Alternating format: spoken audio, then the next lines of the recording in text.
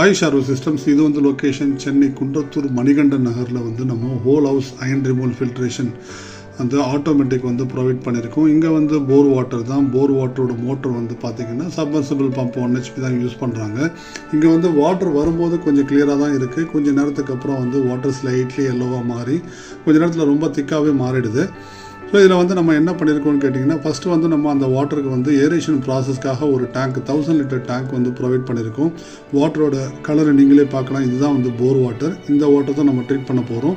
So இந்த first ஸ்டேஜில் என்ன நடக்குதுன்னு கேட்டிங்கன்னா, வர்ற வாட்டர் வந்து ஏர் கூட கான்டாக்ட் ஆன பிறகு வந்து வாட்டர் வந்து எல்லோ வந்து ஸ்லைட்லியாக இருக்கிறது அப்படியே கொஞ்சம் நேரத்தில் நல்லா திக்காகவே மாறிடும். ஸோ இங்கே வந்து ஃபஸ்ட்டு ஸ்டேஜில் ஏரேஷன் ஃபார் செட்டிலிங் பர்பஸ்க்காக ரிட்டன்ஷன் டேங்க் 1000 லிட்டர் ப்ரொவைட் பண்ணியிருக்கோம். இந்த 1000 லிட்டர்லேருந்து ஒரு 1/2 HP மோனோ பிளாக் கொடுத்து அந்த மோனோ பிளாக்குக்கு அப்புறம் வந்து ஒரு ஆட்டோமேட்டிக் அயன் ரிமூவல் ஃபில்ட்ரேஷன் ஒரே ஒரு ஸ்டேஜ் தான். ஆட்டோமேட்டிக் அயன் ரிமூவல் ஃபில்ட்ரேஷன் கொடுத்து அதுக்கப்புறம் வந்து ட்ரீட்டட் வாட்டர் டேங்க் வந்து ஒரு 1000 லிட்டர் வந்து ப்ரொவைட் பண்ணியிருக்கோம். ஸோ வாட்டரோட கலர் பார்த்தீங்களா, இது வந்து வரும்போது எப்படி இருந்துச்சு, அப்புறம் போக போக போக திக்னஸாக அப்படி இன்னும் திக்காகவே மாறுது வாட்டர். ஸோ இந்த வாட்டர் தான் நம்ம கிளியர் பண்ணியிருக்கோம். இதில் வந்து ஏரேஷன் எதுக்கு நம்ம கொடுக்கணும், ஏன்னா வரும்போது வந்து டைரெக்டாகவே வந்து கொஞ்சம் டர்பைடு கொஞ்சம் அயன் கலந்து வர்ற வாட்டரை வந்து நம்ம டைரக்ட் ஃபில்ட்ரேஷனில் வந்து ஃபில்ட்ரேஷன் பண்ணும்போது எலிமினேஷன் கிடச்சிரும். ஸோ ஃபில்ட்ரேஷன் அங்கே நல்லாவே நடந்துடும், வாட்டர் கிளியர் ஆகிடும். ஆனால் வாட்டர் வந்து வரும்போதே ஸ்லைட்லி எல்லோ இல்லைன்னா வந்து கிளியராகவே இருக்குது, கொஞ்சம் நேரத்துக்கு அப்புறம் தான் எல்லோவாக மாறுதுன்னா கண்டிப்பாக அந்த மாதிரி வாட்டருக்கு நம்ம டேங்க் கொடுத்து பண்ணுறது, இப்போ ஏரேஷன் ப்ராசஸ் பண்ணி பண்ணுறது தான் சேஃப்.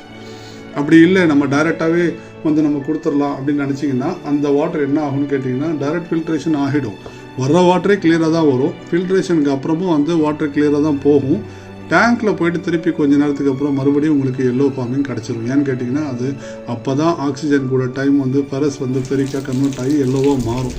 ஸோ அதுக்கு தான் நம்ம ரிட்டன்ஷன் டேங்க் கொடுக்கணும். இந்த ஆட்டோமேட்டிக் அயன் ரிமூவல் ஃபில்ட்ரேஷனுக்கு அப்புறம் வாட்டரோட ப்ரொடக்ஷன் குவாலிட்டி நீங்களே பார்க்கலாம். கிறிஸ்டல் கிளியரான ஒரு வாட்டர் நம்மளுக்கு கிடச்சிருச்சு.